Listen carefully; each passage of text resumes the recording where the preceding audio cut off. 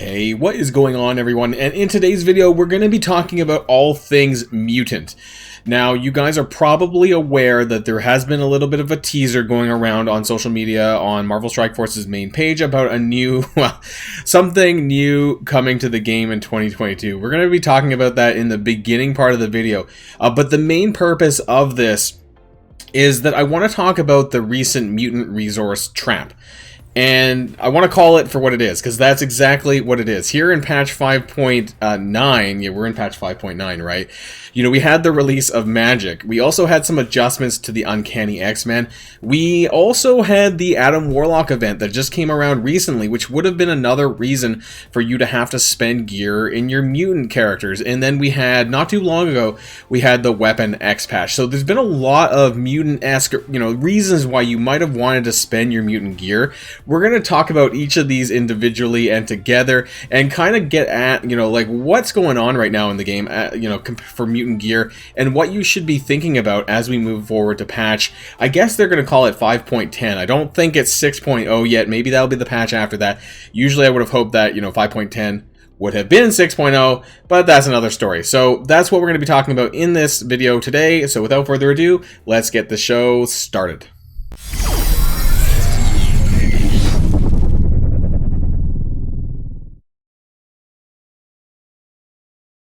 Okay, so for those of you who may not have been paying attention to this was a post that was posted on Marvel Strike Force's Twitter.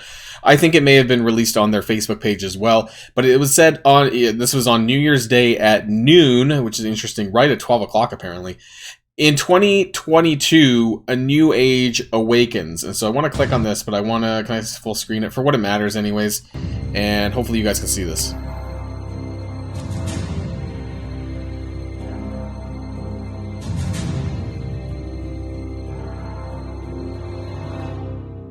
Okay, so why is this important? Well, let's back it up a little bit here.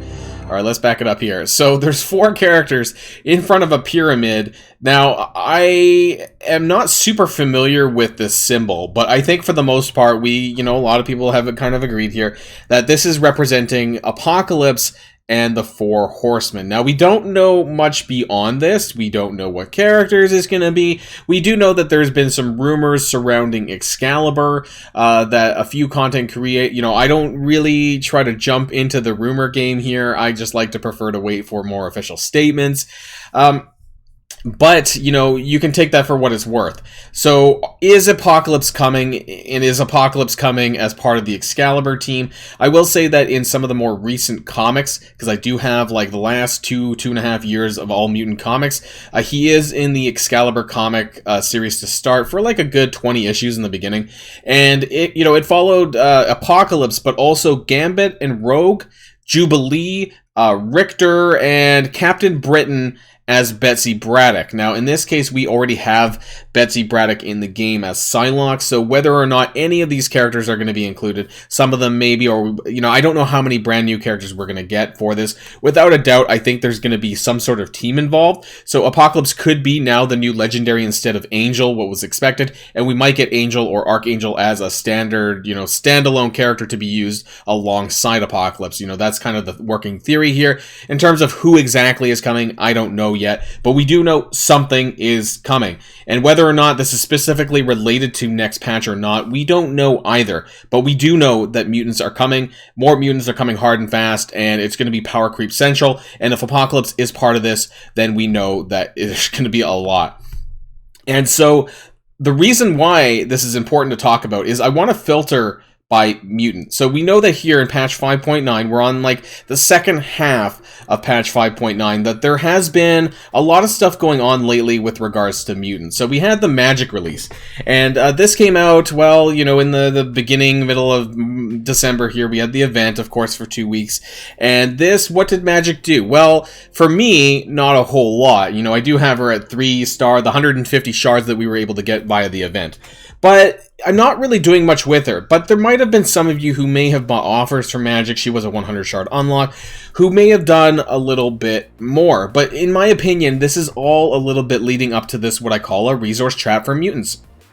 And there's been a lot of instances where this has been the case. So, not only Magik was released, well, it was Magik that was released, but she kind of okay, a very minor rework and adjustment, I guess I'll say, to the Uncanny X-Men. There was some base stat bumps, not a whole lot. But, you know, it was intended to use Magik with the Uncanny X-Men of Phoenix, Colossus, wherever they are in my roster, Colossus, Cyclops, Storm, and... who I forget who, no, that's all of them, right? Those 4 plus Magik. So that was the Uncanny X-Men team that exists now.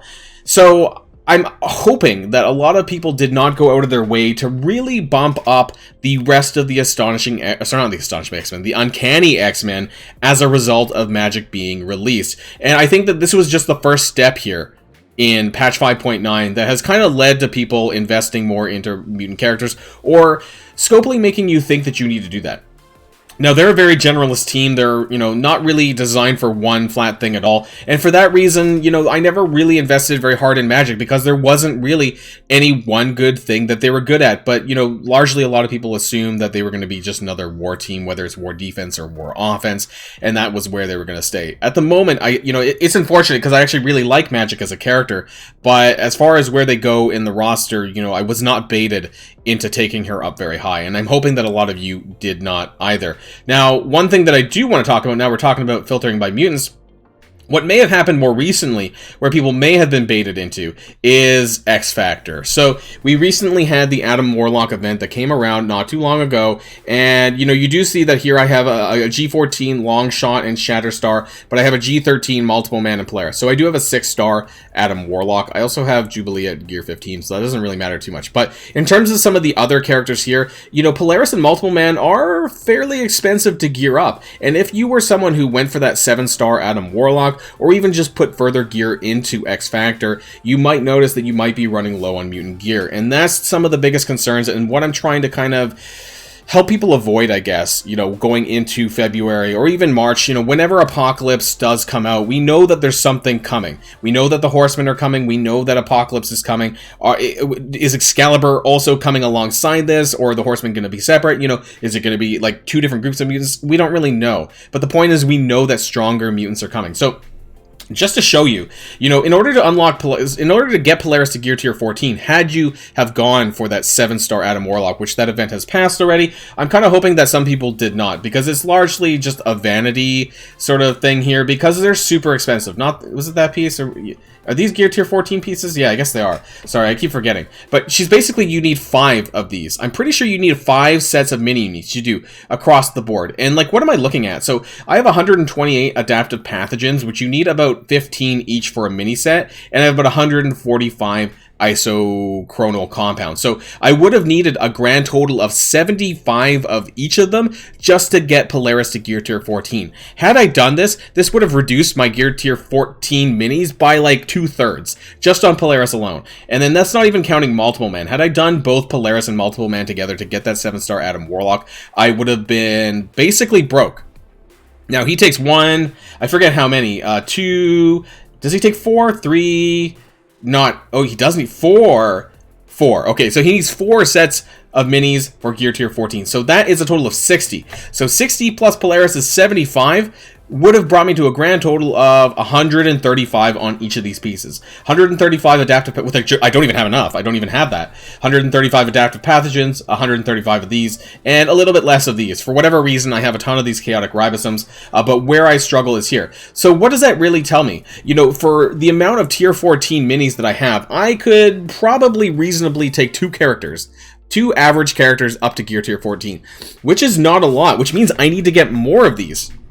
So if any of you fell into any of these mutant traps, or what I call mutant traps, for gear, then you're going to have a big problem when it comes around next patch, or the patch after, or whenever we get this huge amount of mutant power creep that's on the horizon.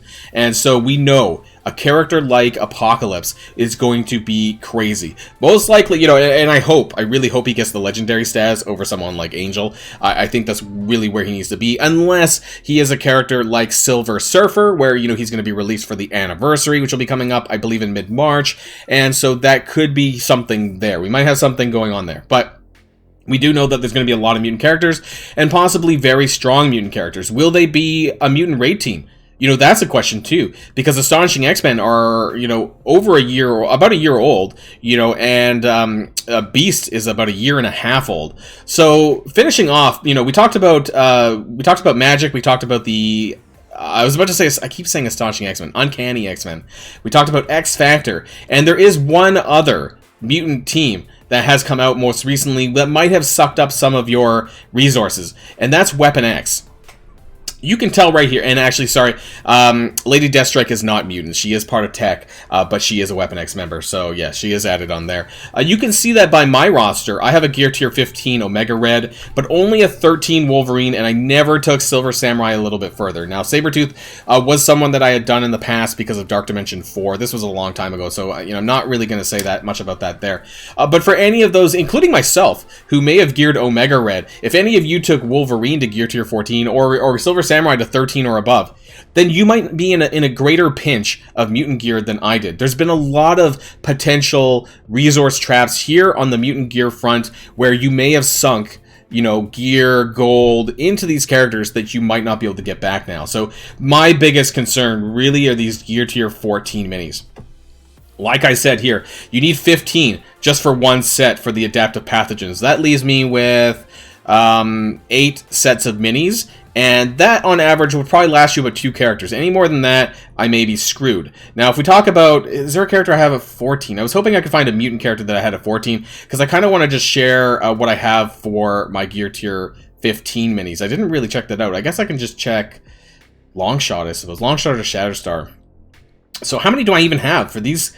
I have quite a bit, actually. Okay, so 236. So G15 doesn't seem as bad. Here I have a little bit less of the phytonutrients. You need 18 G15s per mini set. So in terms of what I have here, I probably have about 2, 4, 8, 9, maybe 9 sets of G15 minis if my math is right. 166 divided by 18, just roughly. So once again, I probably have about maybe 3 G15s worth of resources, but only 2 G14s worth of resources. So what does that mean? Well, I need to go out and farm more of this G14 mutant gear. And where am I going to find that? You know, where does it even come from? I don't think I'm even actively farming them, am I? Where is the adaptive pathogens? Because I don't even know. Maybe I need to start buying some. Doom 2-7. I mean, I don't really farm this, but maybe I'm going to have to start farming this ahead of the next patch, and maybe some of you guys should consider doing this. If you guys are low, check your supplies on your G14 minis, your G15 minis, and, you know, in preparation of these patches and of these mutant characters, make sure you have a decent amount of supply. And if you don't, maybe you should be farming this daily, you know, ahead of this patch. And that's what I want to, you know, kind of like stress. And the isochronal compound, which node is this? I don't even know. Doom 1-2. This is very early on. So if you haven't 3-starred this, because I know that this is skippable for a lot of people, if you haven't done this, go back and 3-star this node, because I think that's going to be important. So Doom War 1-2 for that, for the G14s, and then for the adaptive pathogen, it's going to be Doom 2-7. So make sure you do that. And actually, for that matter, while we're here at the same time, you know, do those ones for the G15 minis if you can't already, you know, because those are other ones that you should be farming. Now, one of these I am farming. I think it's this one, the biopolymers, is Doom Chapter 4. So 4-7. Luckily, I am farming this every single day, which is great, which is probably why I have more of those than I do of the phytonutrients, which is in Doom 3? Yeah, 3-2. I'm not really farming this node, so if you need to do that as well. Start farming up your mutant gear in preparation of this onslaught of mutant characters that are coming down the way that's going to be there. And I hope that none of you fell into the trap, the mutant gear trap, because there's a lot of characters that you potentially could have. I don't know why I hit the all button. There's a lot of characters that you potentially could be investing in, including Astonishing X-Men. You know, I didn't even bother to talk about that, but if you're in the position where you're not sure about leveling up the Astonishing X-Men, when in doubt, I would actually say no. You know, if you don't need to level up the Astonishing X-Men, don't do it. Because they've been around for so long. I know, it's crazy. You know, maybe just level up Jubilee standalone for Dark Dimension 4 Legendary. But otherwise, you know, consider this. Because there's going to be power creep hard and fast that you're going to need to consider when it comes to the gear. Resources are limited. So unless you have a crap ton of mutant gear sitting around, be careful with where you invest this into. That's probably some of the best advice that I could give you. And the reason why I said be careful about Astonishing X-Men is for 2 reasons. One is if you're doing the Doom War 2 strategy like I am, where, you know, you're going all on the left-hand side, then it's the very last lane.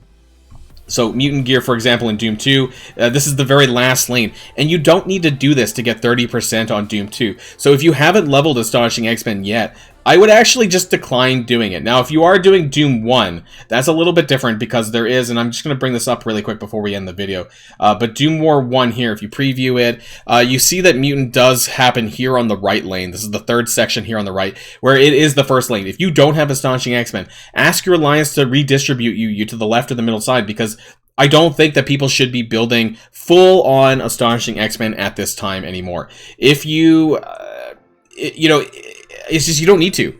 You know, if you haven't touched them at all yet, I don't know if they're going to last long enough when we have mutant characters coming hard and fast. Regardless of whether or not they're Doom Raid characters, it might not matter. But the fact is that power creep is going to make you want to build these new characters. And it's highly possible that some of them could be raid viable. We don't know. And for that, I would caution you in building the Astonishing X-Men if you haven't started doing it already. Because you won't have, I guarantee you, you will not have enough resources to build a full team of G14 and 15 characters and a second one after that, because I don't. So if I can't do it, then most likely you won't be able to do it unless you just literally haven't built any mutant characters at all. And so that's where I want to end the video. Be cautious about your mutant gear resources, and this is what I've been trying to stress. There's been lots of ways for Scopely to try and sucker you into spending your mutant gear resources ahead of the next patch, especially when we think and we know that some of these more important characters are probably going to be coming. We know that these are going to be super meta. If Apocalypse comes to the game, I can guarantee you without a shadow of a doubt that he is going to be incredibly strong. So for that reason, please guys, hold on to your mutant gear. Do not waste it. Make sure until we figure out what is going on with the mutant characters and who exactly is coming and what they're going to be used for, hold fast. Do not spend your gear. That's the takeaway for this video. So thanks everyone for watching. If you found this informative, please smash that like button down below and consider subscribing to the channel. And until next time, stay safe and healthy, and I will see you all later. Boilon signing out.